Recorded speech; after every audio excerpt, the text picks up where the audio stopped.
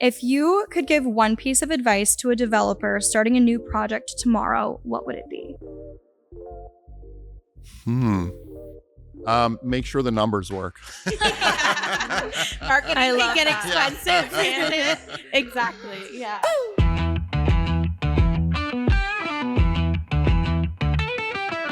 Live from the lounge, we're talking in real time. New vibes, bold minds, and stories that shine. From chats to laughs, where ideas thrive. So kick back, tune in, we're going live. So kick back, tune in, we're going live.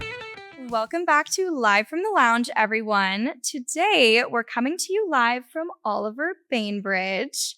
I'm Jordan. And I'm Ariel.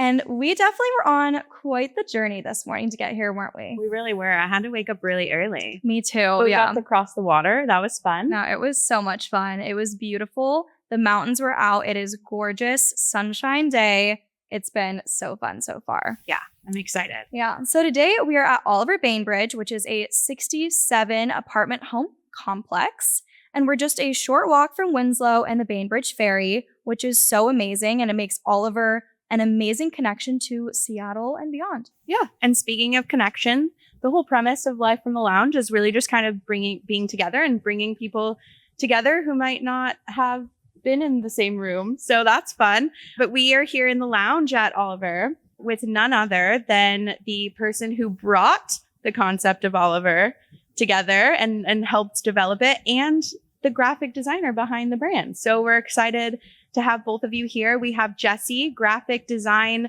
extraordinaire and visionary, and Greg, a local developer here on Bainbridge. Thank you so much for both of you for joining us. Thanks for having me. Yeah, thank you. We're really excited. Greg, this is the first time we've had a client on the podcast. How does that make you feel? Wow, pretty special. Yeah. Yeah. It's an honor and a privilege. Yes, I feel like I should be, accepting my Oscar up on that. Yeah. Yes, Thanking exactly. the yes. Academy, your family. For Absolutely. getting you It's here. at that same level. Exactly. Yeah. Well, and Jessie, how do you feel? I mean, I feel like I finally made it. Yeah. So it's a big deal. It's Wonderful. a big deal. Well, we're so excited. We're going to kind of start off with kind of talking a little bit about where we're at today. So we're here on Oliver. We're here at Oliver. JH kind of mentioned the proximity to Winslow, the proximity to the ferry, so very accessible. And so what I'm curious, Greg, is, for the first project that you and Jessie have done together, we kind of tried to go, new development, maybe like luxury, but quiet, modern, something. This definitely isn't like a Seattle mid-rise, high-rise type of vibe. So in the midst of like planning and permits, how early did you start thinking about branding? When was that like a thought for you? Actually awfully early. It's interesting because my partner, Mike, here on the island, he is a very long time islander. I'm not saying I'm old, or I'm old, sure, but he's been here longer than I have. And he has a real interest in history in general. So just like, if I can back up a moment and just talk about, we did the Sophie in Paulsbo.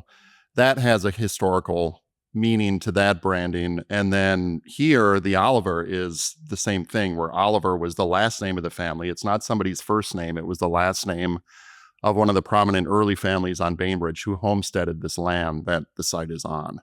So I think that was probably swirling around in our heads, maybe not explicitly, but for a while. And then when we really started teaming up with your marketing team, what was it? Maybe a year before we opened? It was about a year. Yeah, something like that. And yeah, I mean, we even have the mural on the face of the clubhouse, which that was Mike's idea, and really kind of following this chronology of history, starting really early, like woolly mammoth.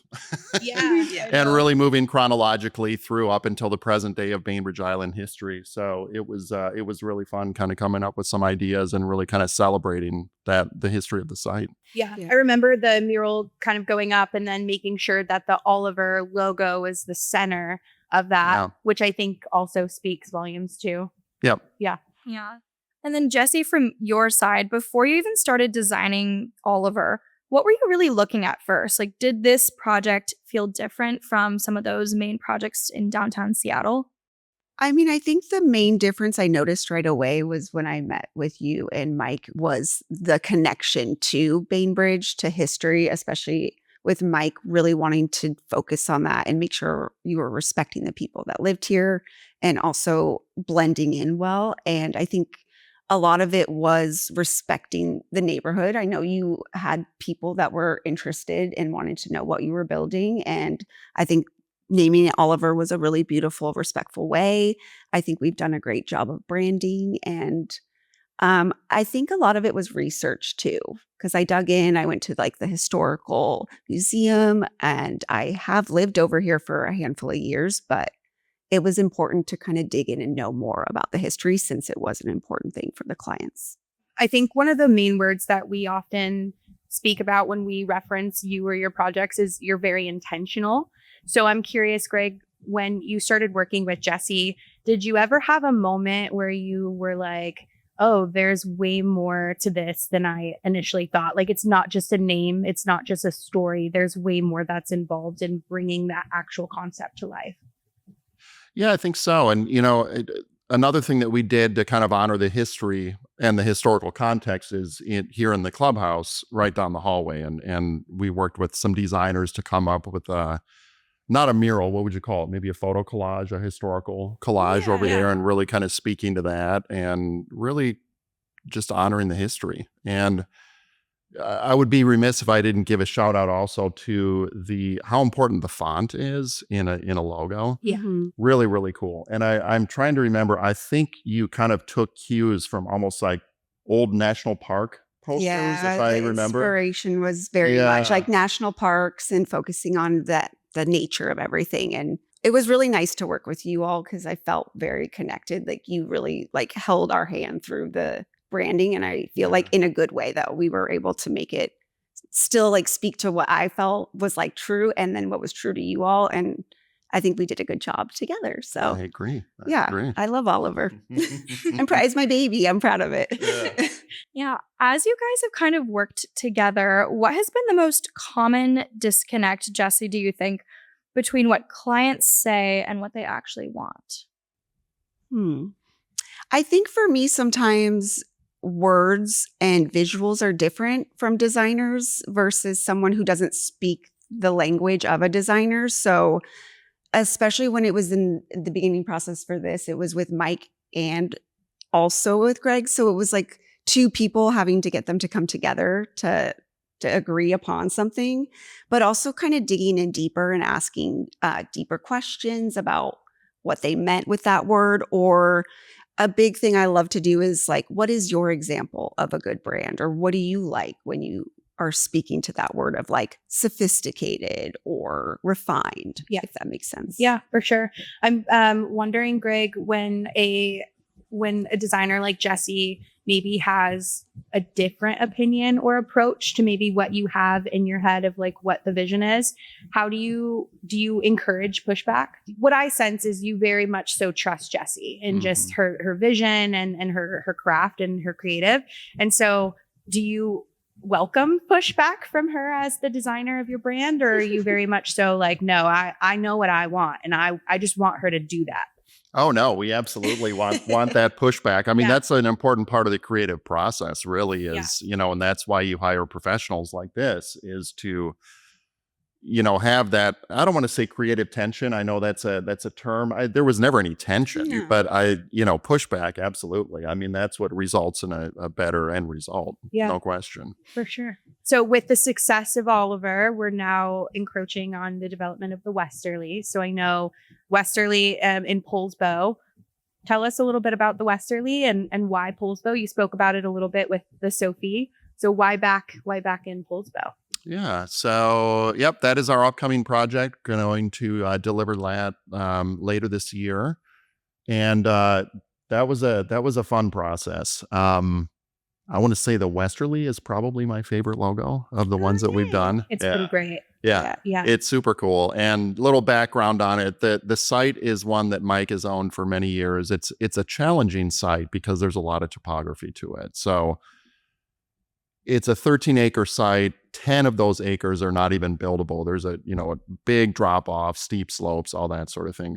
So we're only developing 3 out of the 13 acres. It's a wooded setting, so it's very pretty, and it's perched up pretty high up on a hill. So hence the name, the Westerly. That is based on westerly views of the Olympic Mountains. Yeah, we were talking about that before Yeah. filming. Yeah. About the mountain view and how you really kind of want to showcase that. Yep. Yeah, no, that's Exactly. wonderful. And I like it too. The Westerly logo. It's the Sophie and Oliver were, I don't want to say formal, because I still feel like Bainbridge and Paulsbo pretty relatively casual places, but somewhat more kind of buttoned up logos and branding. And the Westerly, just the font of it feels a little more playful. Yeah. And I'm excited for it. Yeah. And it'll be cool to develop the full website. We just have the landing page as of right now. It's Yeah. just a one page, hey, sign up if you're interested kind of a thing. But certainly that's on the list for this summer as we get closer to opening our first building. I would say Oliver and Sophie are maybe the more mature of the brand, and Westerly is maybe the younger sister, younger brother. Yeah. Yeah, for Mhm. sure. I Yep. like that. I love that. And Jessie, how do you feel coming back for a second project with Greg? Are you excited? I am very excited. I feel like Oliver was like a really great run to go through everything deeply with you and Mike. And this time around, it felt a lot smoother and easier and a lot of like going back and forth in a faster way. And the thing about Westerly is I really love that logo too, because it's kind of something that was pulled out of me because of what you liked. And it was unexpected, but it's been really fun. So I'm curious, what was the example that you had given her that kind of brought the logo to life? How did that come What to was be? the Yeah, what was direction the direction that you maybe gave her? I don't know that it was any direction. I honestly, and I'm not just saying this, I mean, I kind of have to give the credit to her because I don't really remember saying, oh, let's make it playful and casual. You just kind of came up with it. Yeah, I don't think we went as deep as we did when we met for the Oliver, because I felt like this one was very important to Mike too, with the history and everything. And I think you guys were really ready to get Westerly going, but you kind of just talked to me, and I've lived in Paulsbo for the last 3 years. So I kind of just had a vision of what I felt you were speaking to, and it kind of worked out in the best way. So Yeah. No, that makes sense. I like that. Okay, we're going to take a super quick break and we're going to kind of rapid fire. So I'm going to ask you a couple questions and you're going to answer them. The first one, are you ready, Jessie? It's for you. What is your biggest branding pet peeve? oh gosh. Not so rapid. You got Rapid. 5 seconds. Okay, when Let's go. someone doesn't know what they want at all. Okay. Mm. Okay. I like Okay. it. Greg, small or large closets? We heard your particular. Large. 100%. And this is for the both of you. Safe or bold? Bold. Bold. All right. We figured you would align on that one. And then speaking of bold, there is a lot always going behind the scenes when we're talking about branding or to promote brand consistency. And one of those things is social media. And that's a big thing on our end. JH actually runs the social for a lot of our lease ups or new developments. And she ran the social for Oliver. So JH, can you tell us a little bit about that? Yeah, process? it was so fun. So I work on all of our lease up social medias, and it was so much fun when I saw that I was going to be doing Oliver because I absolutely love the branding. I feel like with a lot of the social medias that I create, some of the branding can feel kind of stiff and there's not much flexibility or ways that I can kind of meld it and change it. And with this brand, I feel like I really had a great playbook to kind of go off of, and it was really fun for me. We use brand kits on Canva, and that was one of the great ways that we like to keep consistency throughout all of our branding on social media, websites, all of those places. It's really great because I can just pull from the colors, I can pull from the fonts, and I can attach that to any template that I had already created. And then we've also been using Sprout Social for scheduling. So that was really easy for me. I was able to create it in advance and then post it all out, but it was really fun. I pull a lot of inspiration from the website and then, of course, the branding as well. But I love to go into Pinterest and kind of take what I think Jessie was thinking about and then kind of expand on it a little bit. So It's always fun for me to try to take whatever has come up in your brain and see if I can just like tweak it a little bit, make it a little bit different, but still maintain that normal branding. You can tell that it's Oliver on all different fronts. But Jessie, I'm curious from your design perspective, how do you trust someone once the brand leaves your hands and it goes to another creative? How do you trust that they're going to continue bringing that same brand to life with a larger audience like social media? I mean, I put a lot of work when I build a brand book just as a tool, as something to reference and build off of. I like to show references of like how to use photography and typography through that.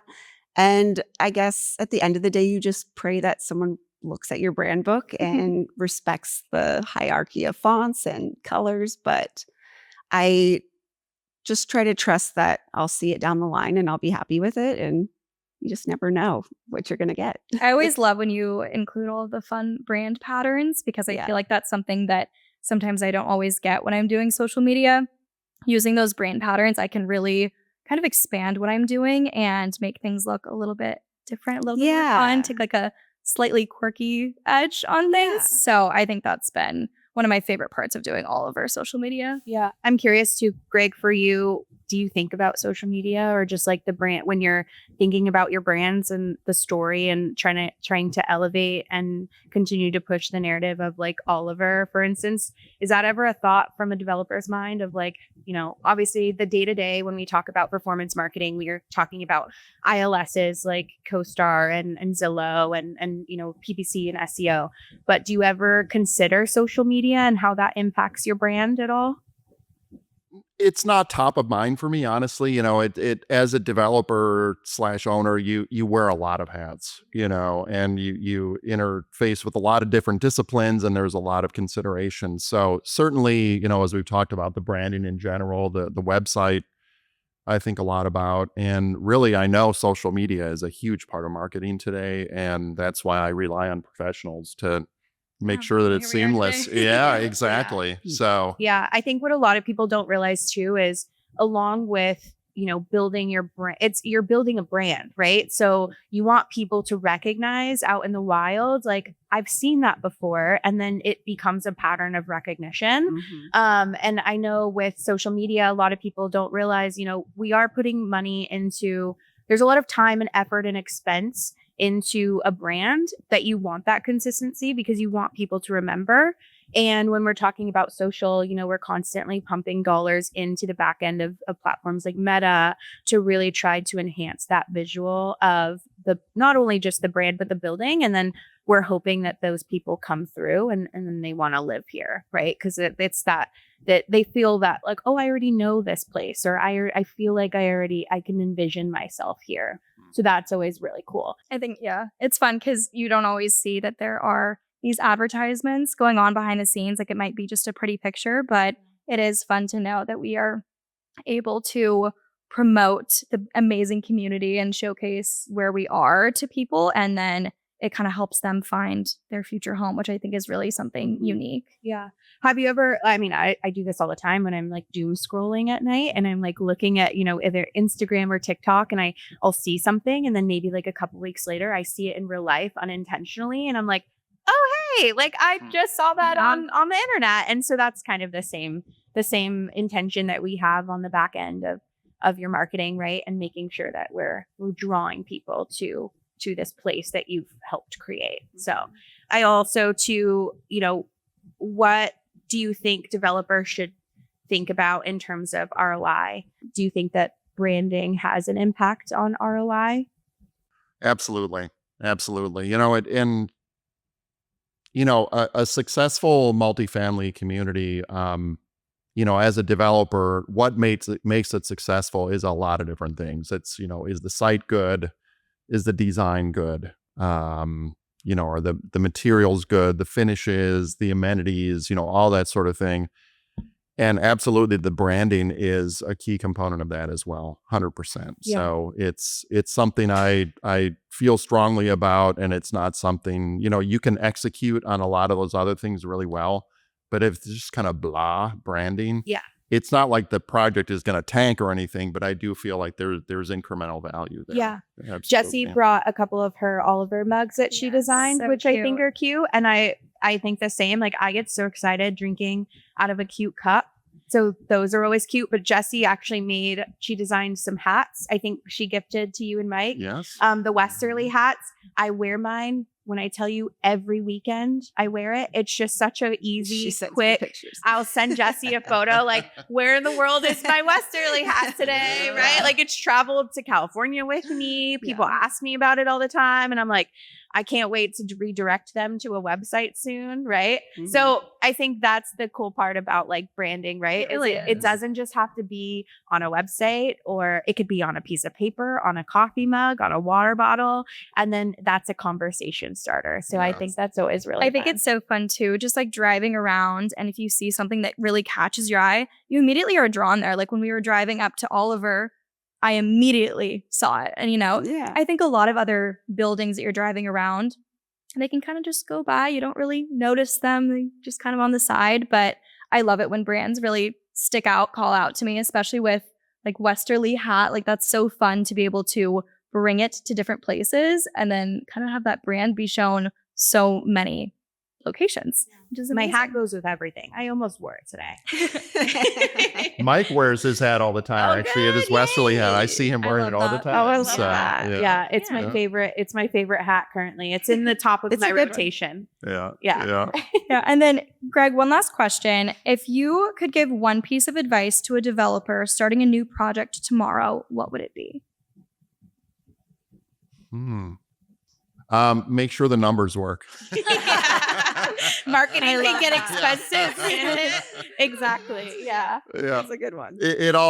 Honestly, it all starts with that, right? It's us doing our spreadsheets and running the pro forma and making sure that financially it needs to make sense, because that is the basis for everything after that, right? So I know it's nuts and bolts kind of thing, not terribly exciting, but that's the reality. true. Yeah. Is that something you ever think about, Jessie? Yeah, I mean, I'm always trying to make the numbers work, but I feel like my brain works very different. I'm a very creative person, so I just have to know when to stop. Like, perfection isn't a thing, and I think a lot of people that are designers want to reach that, and you could just keep going forever. So just knowing when it's in a good place and being happy with it. Jessie, how many iterations of the brand for Oliver did you do? We heard about There's been it. some water towers.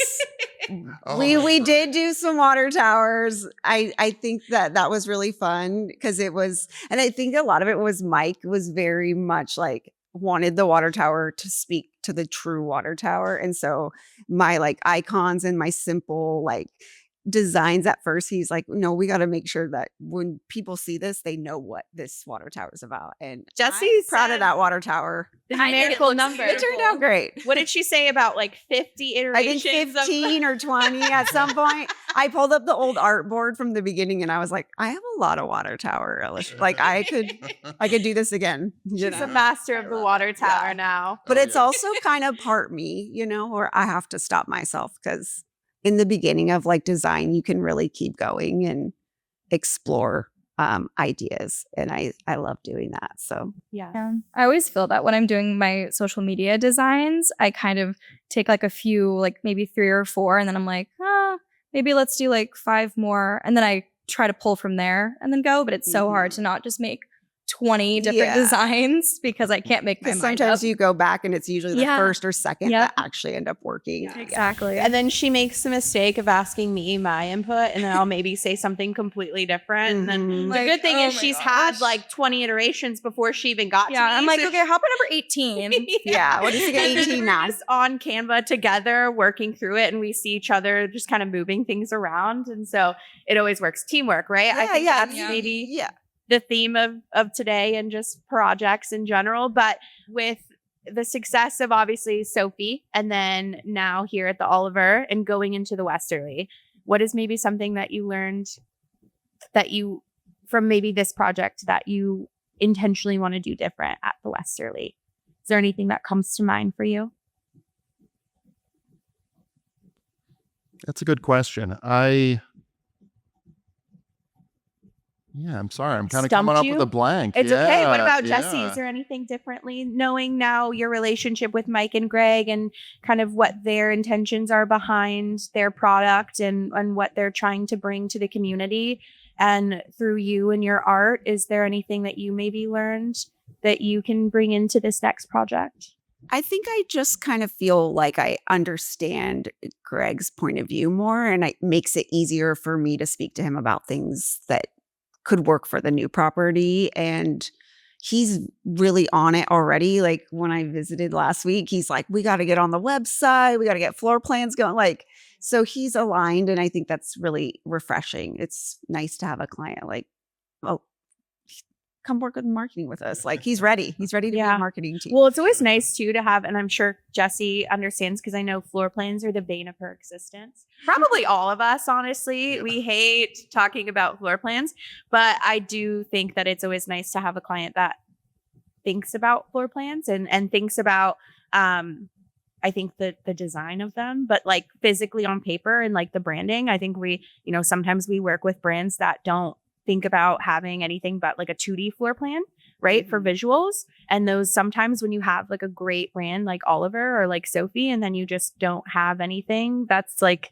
relates to the brand, you don't have that consistency. And then when you're able to do like the 3D dollhouse floor plans to bring something more to life, I think that really helps just with the leasing as well. But yeah, it's always nice when clients are thinking about floor little details that really matter, but they're big details to us. Yeah. Well, I think Jessie can attest to this where, well, to back up, ask any architect I've ever worked with, and they will tell you that I'm really picky about floor plan details. I never just have them draw them up. It's like, yeah, it looks good, and move on, right? Yeah. Several iterations. And then when we get to the stage where it's marketing floor plans, I mean, you know this, right? You send me a draft. It's like, yeah, we got to make have sure all these red marks on here. They tweak this, and this, and this, and this. And then we go through about 3 iterations, but they turn out great. Yeah. Yeah. So in the long run too, I know your future teams that manage your buildings, they appreciate it. I think anything that you really care for. I mean, I used to be on site and I used to do, lease ups and manage those. And it's always hard when you're in the midst of, there's a lot that can kind of slip through the cracks when you're just trying to lease up a building and then you get stabilized and then your next team comes in to kind of manage the stabilized version of your building. And then they realize, oh, well, this floor plan doesn't match the physical floor plan that I'm seeing and I'm standing in right now. So when you're catching those things ahead of time, you're not just like cost saving, but you're really just, you're helping your future self is always how I like to see it.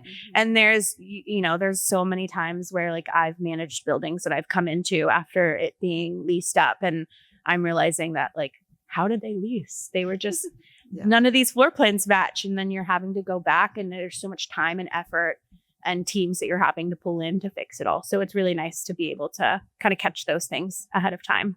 Absolutely. On a funny note, we were talking about this last week where Westerly is actually only 5 floor plans and everyone is that's amazing. Elated about that. 2 buildings that are duplicates. So yeah.